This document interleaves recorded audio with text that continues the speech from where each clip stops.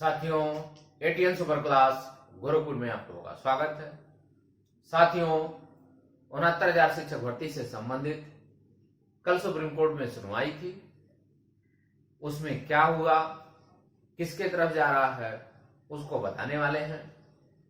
तो जितने भी साथी अभी तक सब्सक्राइब नहीं किए हैं वो जरूर सब्सक्राइब करें, लाइक करें, शेयर करें। अब हम चलते हैं, कल सुनवाई का सार क्या था, किधर पड़ला भारी हो रहा है। 69,000 शिक्षक भर्ती, 69,000 शिक्षक भर्ती, 69,000 शिक्षक भर्ती। कल सुप्रीम कोर्ट में सुनवाई चल रही थी, उसमें 40-45 और 60-65 ये दोनों तरफ की सुनवाई चल रही थी। इसमें शिक्षा मित्र साथियों ने अपनी पैरवी जितना कोशिश हो सकता है उन्होंने किया। अब जज महोदय बार बार कई तरह, कभी कभी ये लग रहा था कि शिक्षा मित्रों का पलड़ा भारी हो रहा है, 40-45 का पलड़ा भारी है। 60-65 की तरफ से केवल और केवल सरकारी वकील ही थी। ऐश्वर्या भाटी मैडम थी, केवल वही ही बोल रही थी सरकार के तरफ से, और कोई 60-65 की तरफ से किसी ने अच्छे से पैरवी नहीं किया, जहां तक रिपोर्ट मिल रही है। क्योंकि सरकार के खिलाफ ही गया था तो सरकार ज्यादातर बोल रही थी, क्योंकि ज्यादातर अक्सर ललित साहब हैं, ललित साहब का रिकॉर्ड है कि वो ज्यादातर सरकार का ही वकील से बात करते हैं। इनके साथ जितने भी वकील होते हैं उनको कम प्राथमिकता देते हैं। कल ही आया कि हरीश साल्वे इधर से गए हुए थे, 60-65 की तरफ से हरीश साल्वे साहब थे।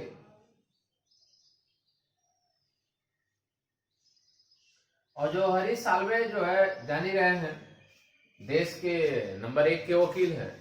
लंदन में भी इनकी चलती है, प्रैक्टिस करते हैं, वहां भी जाते हैं, सुनवाई अंतरराष्ट्रीय न्यायालयों में भी जाते हैं। लेकिन कल ये मात्र 2 ही मिनट सुने और 2 ही मिनट बोले, उसके बाद इन्होंने बोला ही नहीं। फिर इन्होंने एक ही कहा कि यदि 60-65 हो जा रहा है तो किसी को दिक्कत नहीं हो रही है, और केवल शिक्षा मित्रों को दिक्कत क्यों हो रही है, क्या इतनी भयंकर सुनामी आ गई, ऐसा कोई दिक्कत नहीं होगा। इसके बाद जब जज महोदय ने कहा कि आपने कट ऑफ एग्जाम के बाद क्यों लगाया गया, इस पे आप प्रश्न दीजिए, तो इनके पास कोई जवाब नहीं था। हरीश साल्वे साहब के पास कोई जवाब नहीं था। ये तुरंत बैठ गए और इसके बाद पैसा खत्म, समझिए आपका। इसके मतलब 2 मिनट में इन्होंने 10 या 15 लाख जो भी इनका था वो तुरंत पानी में गया। इसके बाद इनको जवाब देना चाहिए या इनसे ब्रीफिंग कराना चाहिए। जिन लोगों ने ब्रीफिंग कराया हरीश साल्वे साहब को, वो लोग ब्रीफिंग ठीक से कराए ही नहीं, क्योंकि सभी पॉइंटों पे ब्रीफिंग कराना चाहिए था। क्योंकि वहां जाने पर ये ना रहे कि आपसे जब जज महोदय कोई प्रश्न पूछे तो आपके पास जवाब ना हो, वहां पे सारे जवाब होने चाहिए।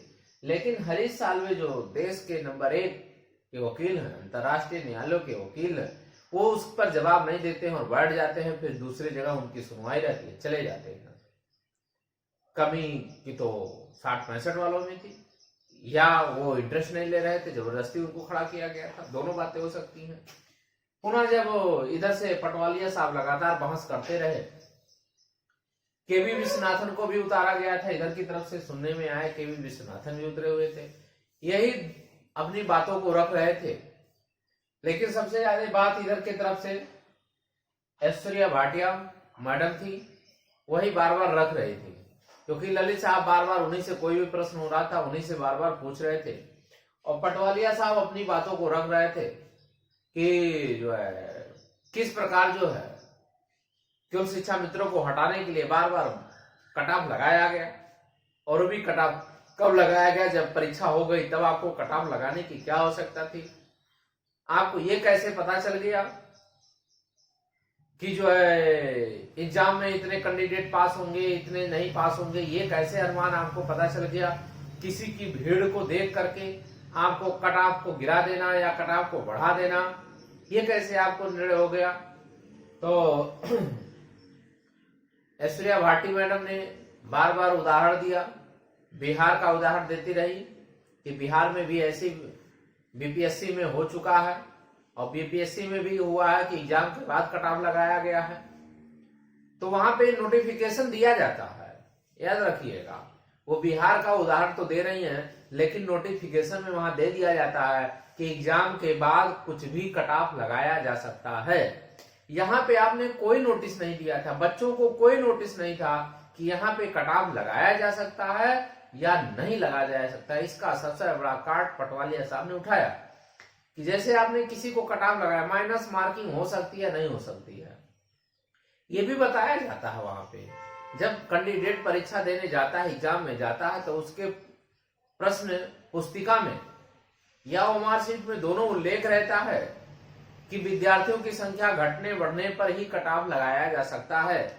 या कभी भी आप देखे होंगे जब वैकेंसी निकलती है तो उसमें भी बता दिया जाता है कि सीटों की संख्या घट भी सकती है और बढ़ भी सकती है, लेकिन ये पहले ही बताया जाता है कि कट ऑफ कितना हो सकता है, कितना नहीं हो सकता है, बढ़ भी सकता है, घट भी सकता है, ये पहले ही बताया जाता है। तो दोनों तरफ की बहस हो गई, दोनों तरफ के सारे वकीलों ने अपनी अपनी बातों को रखा और ये क्रम चलता रहा।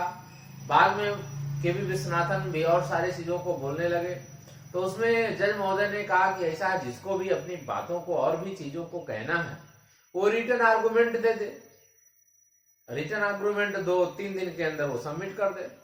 तो टाइम भी मिला है, सोम मंगल बुध, क्योंकि आज कोर्ट बंद हुआ है, तो सैटरडे संडे कोर्ट बंद है, तो सोमवार मंगलवार बुधवार 3 दिन के अंदर जो है वो लोग अपनी रिटर्न सबमिशन दे दे।